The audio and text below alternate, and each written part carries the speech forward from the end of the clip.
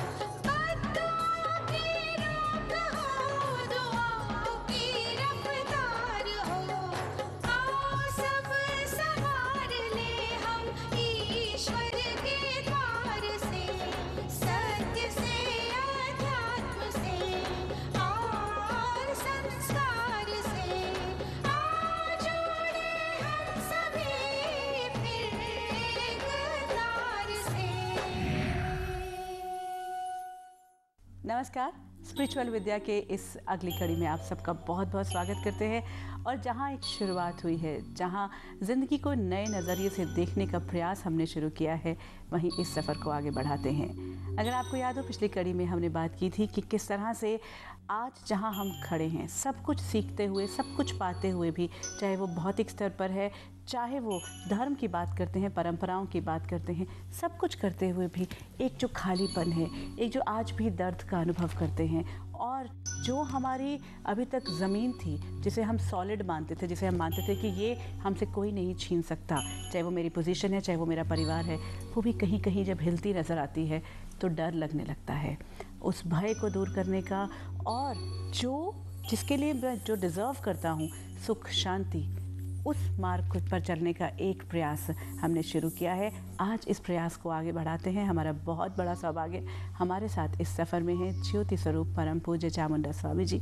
आपका बहुत बहुत स्वागत। नमस्कार। नमस्कार कनुप्रिया। नमस्कार दोस्तों।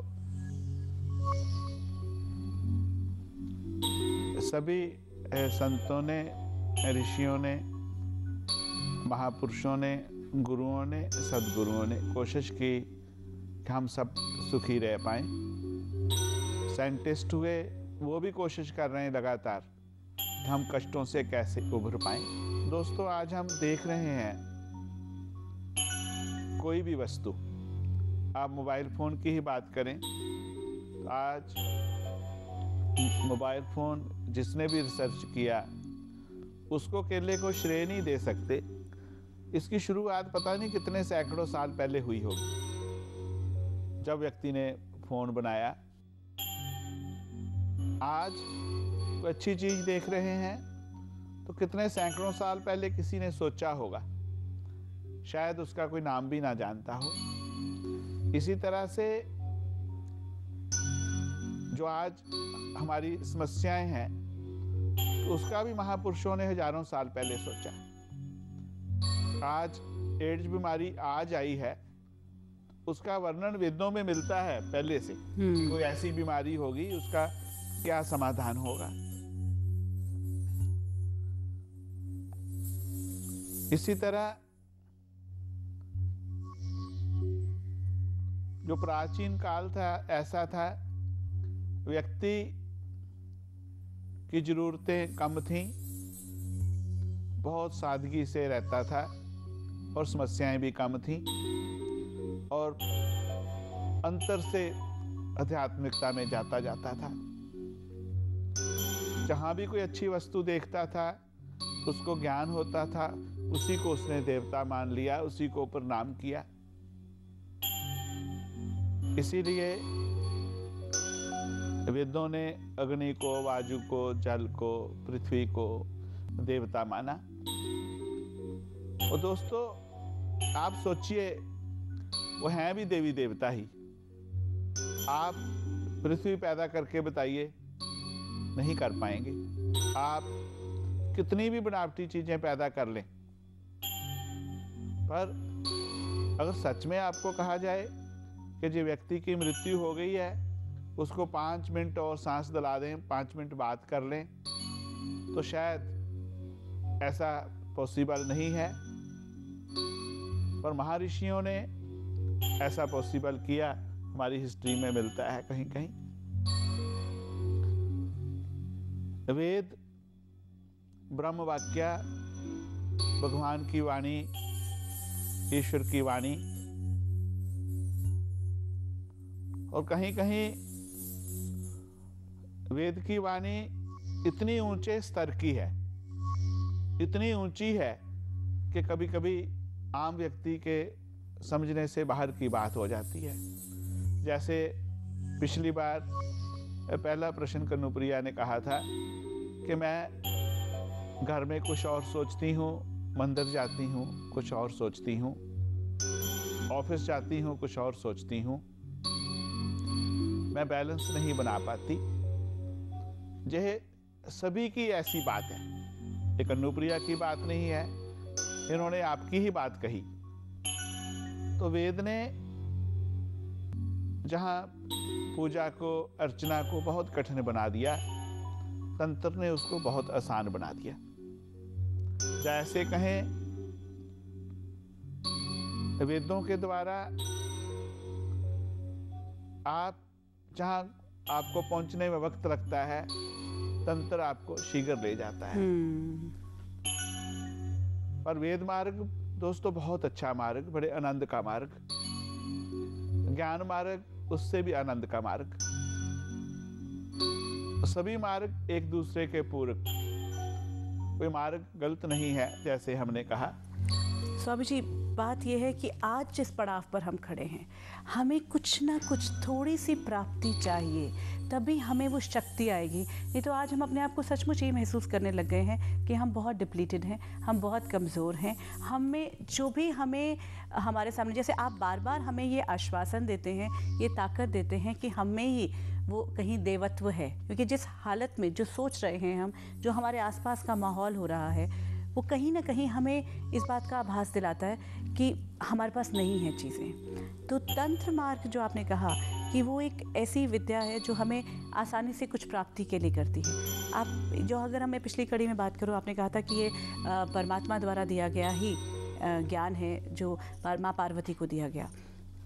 ये सब कुछ होते हुए भी ऋषि मुनियों ने इस विद्या को इम्प्लीमेंट क्यों, आसान मार्ग क्यों सोचा, क्यों ज़रूरत महसूस हुई उसकी? ऐसा कथन आता है कि जब राक्षसों की वृत्तियां बहुत बढ़ गईं, राक्षस वृत्ति के लोगों ने भक्ति मार्ग से शक्तियां प्राप्त करके लोगों को कष्ट देना शुरू किया, जिसमें रावण जैसे व्यक्तित्व भी आए कि उन्होंने शक्ति प्राप्त करने के बाद कुछ गलत चीज़ें की। उसमें भस्मासुर जैसे राक्षस हुए, जिसने शंकर भगवान से शक्ति प्राप्त करके उन्हीं के ऊपर ही प्रयोग करना चाहा। ऐसे असंख्य और उदाहरण मिलते हैं। तो मजबूरीवश देवताओं को, शंकर भगवान को, सभी मंत्रों को, सभी विद्याओं को कीलित करना पड़ा ताकि उसका कोई दुष्प्रयोग ना कर पाए। तो माँ बड़ी दयालु होती हैं, माँ बहुत परेशान हो गई। तो उन्होंने भगवान से प्रश्न किया कि भगवान, आपने सभी विद्याओं को कीलित कर दिया, सब मंत्रों को बांध दिया, तो कलियुग के लोग क्या करेंगे? कष्ट आएंगे उनको, वो नास्तिक हो जाएंगे, वो आप तक नहीं पहुंच पाएंगे, ईश्वर तक नहीं पहुंच पाएंगे। तो कहते हैं माँ की बात सुन करके मुस्कुरा पड़े। उन्होंने माँ पार्वती को गोदी में बिठा करके प्यार करते हुए जिस विद्या का संदेश दिया, वो विद्या तंत्र मार्ग कहलाई। उन्होंने कहा कि कलियुग में तंत्र विद्या सबसे शक्तिशाली होगी, तंत्र मार्ग सबसे शक्तिशाली होगा, जो सभी व्यक्तियों की समस्याओं का समाधान करने में, उनका विकास करने में अपनी एक अलग पहचान बनाएगा और सभी साधक आसानी से उस साधना को पूरा कर पाएंगे। तभी से जो है तंत्र मार्ग का प्रचलन शुरू हुआ और आज तक चलता आ रहा है।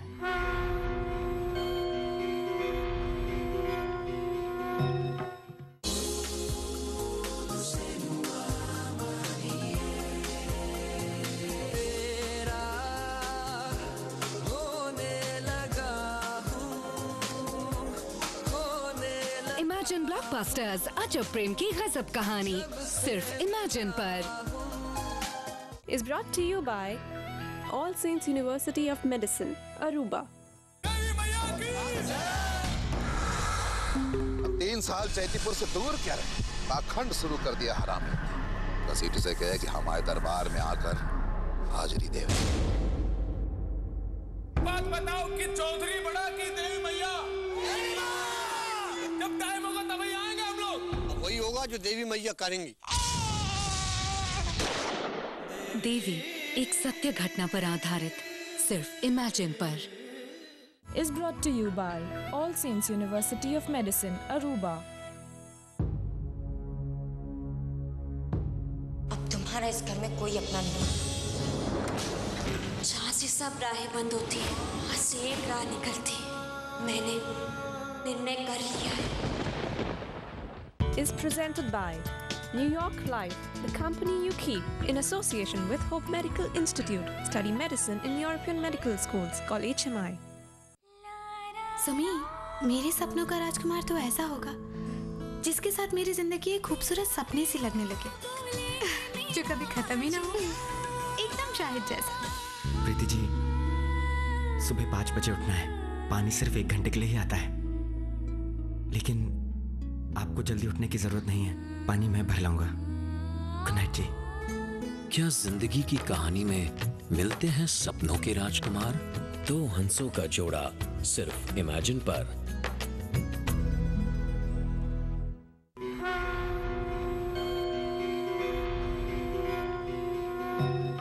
बहुत सुंदर स्वामी जी, कहीं ना कहीं आपने एक ऐसा रास्ता हम सबके लिए खोला जो एक ऐसी साधना है जिसे अभी तक हम ये सोचते थे।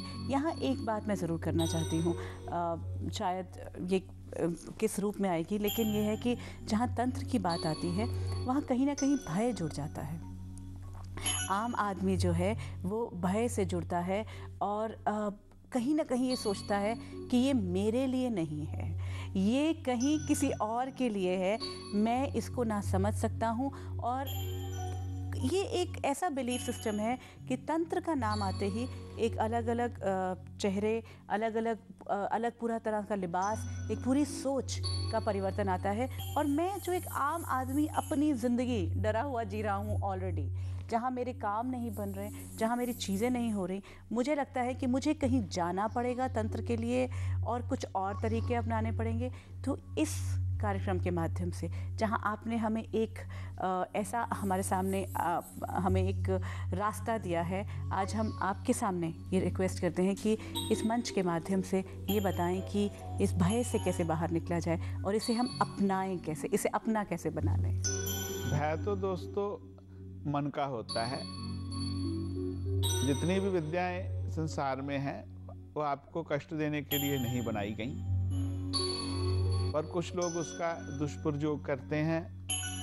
तो उसमें विद्या का दोष नहीं है, व्यक्ति विशेष का दोष है। और आज नियम है कि किसी को रिवॉल्वर का लाइसेंस देना है, स्टेन गन का देना है, तो उसकी पूरी छानबीन होती है, फिर देते हैं उसको। तो तंत्र मार्ग भी ऐसा है दोस्तों कि बिना छानबीन किए गुरु तंत्र का उपदेश नहीं देते हैं। रही बात आपके डर की, तो डर अज्ञान का है। जब आपको इसके बारे में जान जाएंगे आप, तो आप सच में तंत्र को प्यार करने लगेंगे। तंत्र प्यार का सौदा है। तंत्र आपको किसी चीज को मना ही नहीं करता, और तंत्र किसी भी चीज को अपवित्र नहीं मानता दोस्तों। और ना ही तंत्र में इम्पॉसिबल वर्ड है तंत्र की डिक्शनरी में।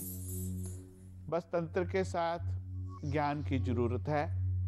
तंत्र ऐसी शक्ति है, जैसे इलेक्ट्रिक पावर होती है, बिजली की शक्ति होती है।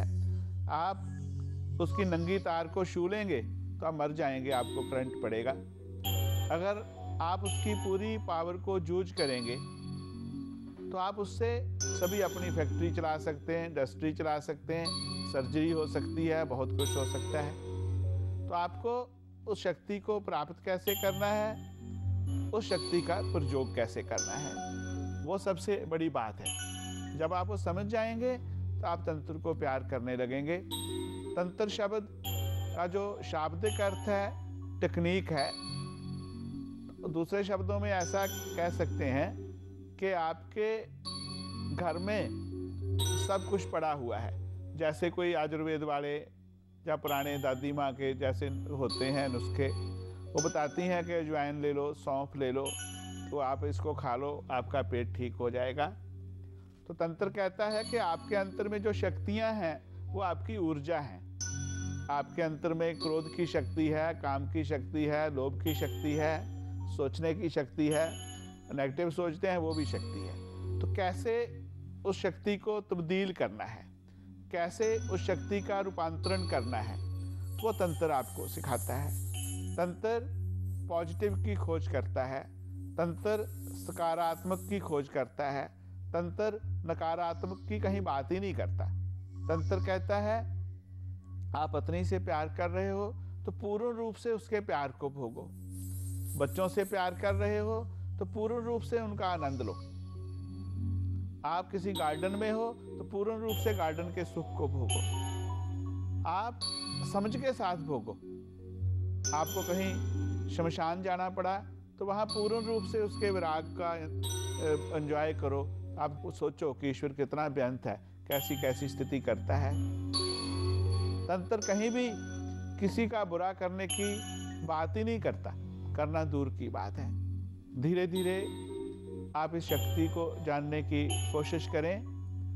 और जैसे आपने कहा कन्नुप्रिया कि तंत्र के मार्ग में लोगों के मन में भय है, कहीं कहीं आप पुस्तकों के ऊपर ऐसे चित्र देखते हैं, किसी में खोपड़ी बनी हुई है, कोई डरावनी शक्ल बनी हुई है, उसका तंत्र के साथ कुछ लेना देना नहीं। आप किसी तांत्रिक को देखते हैं, बड़े बड़े बाल हैं उसके, बड़ा बड़ा कपड़े पहने हैं, ऐसे डरावनी शक्ल का लग रहा है। मुझे एक बात बताइए कन्नुप्रिया, अगर वो तांत्रिक सिंपल कुर्ता पजामा पहन लेगा, ऐसे कपड़े पहन लेगा तो उसकी शक्ति चली जाएगी?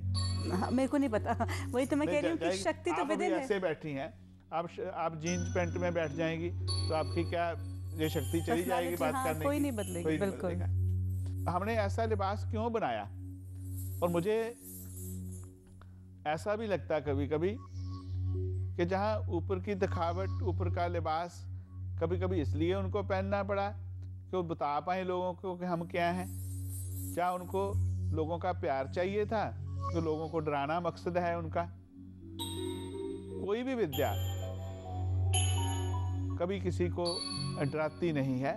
वो तंत्र विद्या इमीडिएट, जिसको बोलते हैं कि तुरंत रिजल्ट देने वाली विद्या है। बिल्कुल। अगर हम देखें जैसे इंजीनियरिंग भी है, कहीं हम उसको स्वामी जी बिल्डिंग बनाने में ले रहे हैं तो कहीं उसका हम विध्वंसकारिता में भी लेते हैं। तो इट ऑल डिपेंड्स कि मैंने उस विद्या का अपने सोच से कैसे किया, लाभ लिया, क्या मैं लाभ लेना चाहता हूँ। उस विद्या को तो गलत नहीं कह पाएंगे, बिल्कुल। इंजीनियरिंग विद्या को गलत नहीं कह पाएंगे। अगर हम इलेक्ट्रॉनिक पावर का दुष्प्रयोग करते हैं, हम उसको गलत नहीं कह पाएंगे। विद्या सभी सही हैं, पर जो व्यक्ति गलत करते हैं उनका हमें विरोध करना चाहिए, उनके सामने हमें जरूर खड़े होना चाहिए। ये समाज की ड्यूटी बनती है। कोई व्यक्ति भी किसी विद्या का लिबास ओढ़ करके उसके साथ गलत करता है, जैसे कुछ अभी कंप्लेंट्स आती हैं कि कुछ डॉक्टर नशे वाली दवाइयाँ देते हैं। अभी ऐसा एक केस आया मेरे पास में हिंदुस्तान का, कोई व्यक्ति किसी पर बहुत विश्वास करते थे, उनका बच्चा ठीक नहीं हो रहा था, तो उनको कुछ ऐसी दवाई देनी शुरू किया, ठीक होने लगा, थोड़ा हाइपर हुआ। तो उनकी मदर बहुत इंटेलिजेंट हैं, उनको शंका हुई तो उन्होंने उस दवाई को लैब में टेस्ट कराया, तो उसमें कुछ ड्रग्स पाई गई, नशे वाली चीज़ें पाई गई। तो इसमें विद्या का दोष तो नहीं कहूँगा ना, उस व्यक्ति का दोष है। बिल्कुल, आपने अपनी सोच को, अपने विचार को, अपनी थॉट को किस तरह से कन्वर्ट किया। तो यहाँ हमें एक और बहुत सुंदर एश्योरेंस मिलती है कि तंत्र एक प्रणाली है, तंत्र आपने कहा एक टेक्निक है। मेरे जीवन में जो कुछ हो रहा है उसे परिवर्तन करने की शक्ति मुझ में है, अगर मेरे पास सच का साथ है, जैसा कि स्वामी जी ने कहा। और एक एश्योरेंस हमने स्कूल में नहीं पढ़ा, स्कूल में हमने जो कुछ पढ़ा स्वामी जी, उसको मैंने कहा हमने प्रोफेशनली यूज़ कर लिया। आज तंत्र की इस प्रणाली, इस विद्या को हम समझने का प्रयास करके कि फिर हम कैसे इम्प्लीमेंट करते हैं, ये हम पे डिपेंड करता है। यहाँ आगे बढ़ें उससे पहले एक बात मैं और जानना चाहूँगी कि जैसा आपने कहा कि टेक्निक है, वही केमिकल इंजीनियर जो है वो जब कोई नया प्रयोग करके कुछ नई चीज़ लाता है तो उसे नोबेल पुरस्कार मिलता है, और वही अगर बॉम्ब बनाता है तो उसको सज़ा मिलती है। तो यहाँ मैं आपसे ये जानना चाहूँगी कि तंत्र की प्रणाली को इस्तेमाल करके जहाँ मैं उसे सकारात्मक यूज़ करती हूँ अपने लिए, समाज के लिए, विश्व के लिए, तो मुझे क्या मिलेगा? और अगर तो कहीं ना कहीं कोई तो लॉ काम कर ही रहा है, जो स्पिरिचुअल लॉज काम कर रहे हैं वो क्योंकि हम सब ये जानते हैं स्वामी जी कि जैसा हम बीज बोते हैं उसका फल हमें मिलता है। हम सब इस बात से वाकिफ हैं। तो अगर मैंने उसका काम गलत उसमें किया तो तब मेरे सामने क्या विकल्प होंगे? जब भी कन्नुप्रिया आप कुछ गलत करती हैं तो आपको लगता है कि इसका कोई नुकसान नहीं होगा, फॉर द टाइम बीइंग आप सोचते हो कि बहुत मैंने फ़ायदा उठा लिया, किसी को मूर्ख बना दिया। तंत्र कहता है कि सबसे जो महत्वपूर्ण है वो आपका प्रेजेंट है, आपका वर्तमान है, क्योंकि पास्ट चला गया और वापस नहीं ला सकते आप कुछ भी करें, और फ्यूचर के लिए आप कोशिश कर रहे हैं वो ईश्वर के हाथ में है। तो प्रेजेंट में आप दोस्तों जैसा ही बीज लगाएंगे वैसा ही फल मिलेगा। आप खेती बाड़ी कर रहे हैं तो आप जैसी फसल बोएंगे वैसे ही आपको फल मिलेंगे। और प्रेजेंट में आप किसी के लिए प्यार पैदा कर रहे हैं, प्यार से सोच रहे हैं, आगे प्यार ही प्यार मिलेगा, मल्टीप्लाई होकर के। आपने इतना सा बीज प्यार का लगाया वो बड़ा पेड़ बन जाएगा। आपने किसी के लिए इतना सा आज अच्छा किया, उसकी शाई कितने गुना मिलेगी। तो तंत्र अच्छा करने की बात करता है, प्रेजेंट में जीने की बात करता है। तंत्र प्रैक्टिकल बात करता है, क्रियात्मक बात करता है। तंत्र ऐसी बातें नहीं करता जिनको सुनना तो अच्छा लगता है, करना कठिन हो। तंत्र की कुछ बातों को सुनना कठिन लगेगा, करना आसान होगा। अभी तक हम जहाँ खड़े थे हमें लगता था कि हमारे आसपास जो हो रहा है बस वही है, इसके आगे अपने आप ही खुद हिम्मत करके कुछ करना है। लेकिन आज हमें साथ मिला है उन पराविद्याओं का, हमें साथ मिला है स्वामी जी का। तो अब एक एक कदम आगे बढ़ाते जाना है, लेकिन सचेत होकर, अवेयर होकर और ईमानदार रहकर। तो चलते चलते स्वामी जी क्या कहना चाहेंगे सभी दर्शकों को? बस अपनी सोच को बदलें, अपने विचारों को बदलें। जितनी चद्दर आपकी क्लीन होगी उतना ही आनंद आपको ज़्यादा आएगा। जितना मन क्लीन होगा उतना ज़्यादा आनंद आएगा। कम से कम अपने आप के साथ सत्या हो जाएं कि क्या चाहिए आपको, कितना धन चाहिए, कितना पैसा चाहिए, कहाँ तक भागना है। आखिर मंजिल दूसरी है आपकी ना। प्यार के साथ एंजॉय करते हुए जिंदगी को जीना है। जीते जीते आध्यात्मिकता तक जाना है और जा करके उससे एकाकार करना है। जब उससे मिले तो खुश हो कि जिस काम के लिए मैं बंदे को भेजा था पूरा करके आया। बस इसी के साथ इजाज़त लेता हूँ आपसे, कन्नुप्रिया से।